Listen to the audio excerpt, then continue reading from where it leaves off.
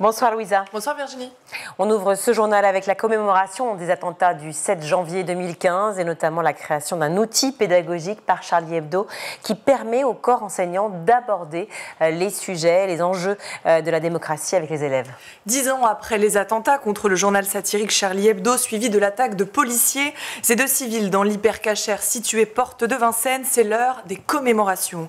Si les rues sont devenues « Je suis Charlie », que reste-t-il de ce traumatisme sur les lycéens qui avaient entre 5 et 8 ans au moment de la tuerie? Écoutons les témoignages d'étudiants qui avaient une dizaine d'années au moment des faits. Ils témoignaient ce matin au micro de Victor Vasseur sur France Inter. On a constaté une forme de fracture entre une partie de la jeunesse et ce que porte Charlie Hebdo, notamment voilà, dans les valeurs, et qu'il y avait une incompréhension de ce qu'était vraiment Charlie. On se rend compte que Charlie, dans notre génération, est souvent connu, alors un peu par le biais des attentats, mais surtout au travers des polémiques qui peuvent surgir de temps à autre sur les réseaux sociaux avec tel ou tel dessin. Je trouve que les gens de notre âge surtout ont oublié ce que ça voulait dire être une caricature, qu'on n'est pas forcément obligé d'être d'accord avec. Par exemple, avec les caricatures qui sont sorties par rapport au viol de Mazan, là ça a choqué plus d'un et beaucoup de personnes dans les commentaires disaient non mais ils ont toujours pas compris, après 10 ans, en fait ils l'ont bien cherché les attaques. Et pour accompagner les élèves, l'association Dessiner, Créer, Liberté, fondée par Charlie Hebdo, lance aujourd'hui le projet Caricature et Démocratie dans les lycées de la région Île-de-France. Objectif, étudier des dessins de presse afin d'encourager la liberté d'expression, comprendre la liberté de la presse, la laïcité, les religions ou encore le terrorisme islamiste. Tous les lycées publics de la région Île-de-France ont reçu un kit composé de 12 dessins. Ils permettront aux professeurs de recontextualiser ces attaques. Et pour aller plus loin, le projet Culture et Démocratie proposera aux lycéens de composer leur propre caricature autour du thème de la lutte contre la désinformation. Quel sens trouve-t-on à dessiner des caricatures? C'est ce qu'a exprimé le dessinateur Join ce matin. Je savais même pas si j'allais publier un dessin, donc voilà, fallait essayer, voilà. Et puis il y a Villemain, il dit la foudre tombe rarement deux fois au même endroit, donc voilà, faut être optimiste. J'y pense pas quand je fais les dessins, parce que moi quand je fais un dessin, l'idée c'est qu'il soit le plus marrant possible, ou qu'il soit le plus choquant, surprenant pour le lecteur, donc je suis vraiment là-dedans. Par contre, oui, la sécurité, le 7 janvier, voilà, moi j'y pense tous les jours quand je pousse la porte du journal, quand je pousse les portes du journal, plus ou moins lourdes. Moi quand je pousse ces portes blindées, quand je vois ces équipes de sécurité, les armes sur la table, etc., à chaque fois je me rappelle pourquoi elles sont là, quoi. Donc le 7 janvier, voilà, c'est quelque chose qui est très présent et qui nous quitte à aucun moment, même si on n'était pas là le jour de l'attentat. Et si vous souhaitez consulter le cours pédagogique et les dessins dédiés aux lycéens, vous pouvez vous rendre sur le site dessinercréerliberté.com. Et ce matin, nous avons appris la disparition de Jean-Marie Le Pen, le fondateur du parti d'extrême droite, le Front National, parti qu'il aura dirigé pendant près de 40 ans. Sa famille l'a annoncé ce matin dans un communiqué. Jean-Marie Le Pen est mort à l'âge de 96 ans. Figure du Front National, il aura marqué l'extrême droite et le paysage politique français avec 5 candidatures aux élections présidentielles. Il restera une figure controversée suite à de nombreuses condamnations pour apologie de crimes de guerre, négationnisme, provocation à la haine raciale ou encore discrimination.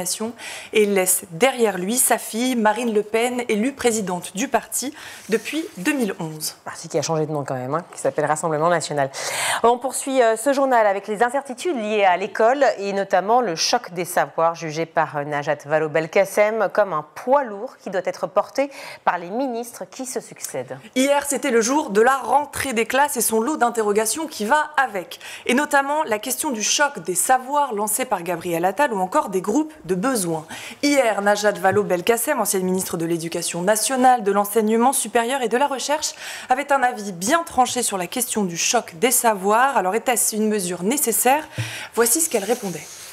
Très franchement, je pense que cette réforme a été adoptée pour de très mauvaises raisons, vraiment.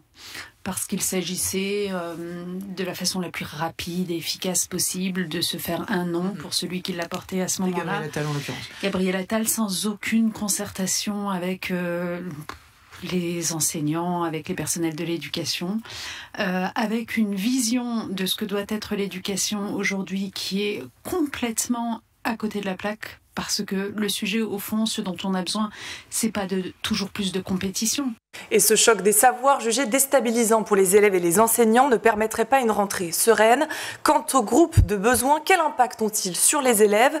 Voici ce que l'ancienne ministre confiait. c'est pas comme si, dans cette réforme, avait été inventée, avec les moyens qui iraient avec, une solution pour les élèves en difficulté. La seule chose que prévoit cette réforme, c'est de mettre de côté, de se débarrasser d'eux, des élèves en difficulté.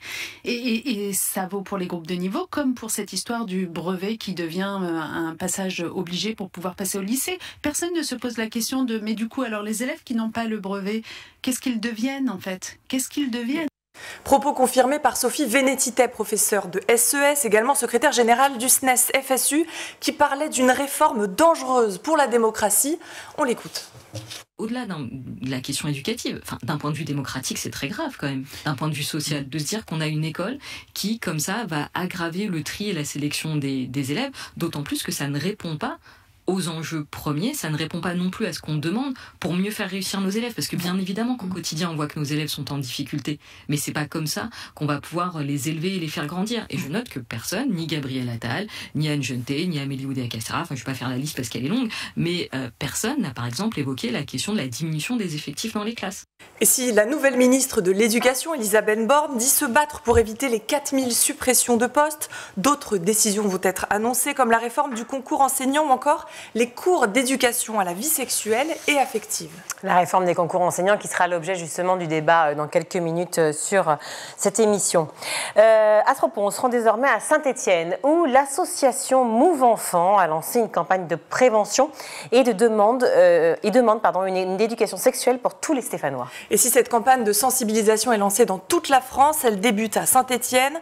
Pour ce faire, les bénévoles ont collé ces autocollants roses autour de 5 collèges et lycées de Saint-Étienne. On peut y lire la phrase suivante: l'éducation affective et sexuelle, c'est ton droit, réclame-la à tes profs.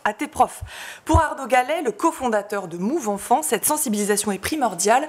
Voici ce qu'il disait à ce propos sur France Bleu. Vous savez, moi-même, j'ai été victime quand j'étais enfant de violences sexuelles, etc. Je pense que si j'avais eu à l'école des cours, un enseignement de cette manière-là, ça m'aurait permis de comprendre que j'avais été violé. Très souvent, en fait, un enfant ne comprend pas ce qui lui arrive. Et permettre l'éducation à la vie affective, relationnelle et sexuelle, c'est aussi pouvoir donner en fait aux enfants un lieu où on va pouvoir recueillir leurs paroles, des clés pour comprendre aussi malheureusement ce qu'ils ont pu vivre. C'est un enjeu majeur. Il y a quand même, on parle de 3 enfants par classe. On parle de 160 000 enfants victimes chaque année de violences sexuelles. Il y a bien des enfants qui se posent des questions aussi sur leur sexualité. Il y a bien des enfants aussi qui sont victimes aussi de discrimination. Il y a bien des enfants, bref, qui se posent un tas de questions pour x, y raisons. Et je pense qu'il est temps, en fait, d'agir en 2025, quand même, rappelons-le, 24 ans après la loi. Il serait peut-être temps, quoi. Voilà, c'était Arnaud Gallet. En cette rentrée, ce qui inquiète aussi, c'est la grippe, jugée plus grave que les autres années. Les enfants de moins de 15 ans sont les plus touchés en ville et à l'hôpital, selon Santé publique France. Par rapport aux 5 épidémies précédentes, le niveau d'intensité à l'hôpital est passé cette semaine de modéré à élevé, tous âges confondus, et à un niveau très élevé chez les moins de 15 ans. Voici ce qu'a précisé Santé publique France le 2 janvier. Toutes les régions de France sont dans le rouge, le taux d'infection est plus sévère chez les jeunes et ceci s'explique par plusieurs facteurs. La co-circulation des virus A et B, aussi appelés virus H1N1 et Victoria, mais aussi par le peu de vaccins effectués. Et Santé publique France rappelle que les gestes barrières sont essentiels et qu'en cas d'infection, il est recommandé de s'isoler entre 5 et 7 jours. Direction le Pas-de-Calais, dans la commune de Marcq, où les élèves de l'aéroport vont désormais porter des uniformes suite à une décision prise par les parents et les élus. On a voulu renforcer cette cohésion, cet esprit d'appartenance à l'école. On est parfois fier de mettre sa tenue de foot. Et bien là, c'est pareil. Voici ce que confiait Corinne Noël, la maire de la commune. Suite à un référendum en conseil d'école, les parents d'élèves ont voté pour tester l'uniforme durant 2 ans. Les 300 élèves vont désormais porter un uniforme bleu marine. Ils ont reçu une blouse, un pull et un t-shirt pour le sport. Objectif, renforcer l'égalité entre les élèves et l'appartenance à l'école. Un bilan sera effectué à la fin de l'année afin d'en juger les avantages et les inconvénients.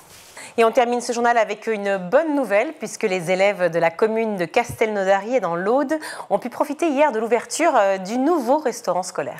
Les 200 élèves de primaire et maternelle des écoles de l'Est, Petit Prince et d'Audet ont découvert leur nouveau restaurant baptisé 1, 2, 3 Soleil. Cette cantine fut installée dans les anciens locaux du lycée André Aussi afin de désemplir un autre restaurant scolaire de la région. Une bonne nouvelle donc pour les 200 élèves. Et si les maternelles ont été servies à table, pour les plus grands, ils ont pu profiter des joies du self-service. Merci Louisa.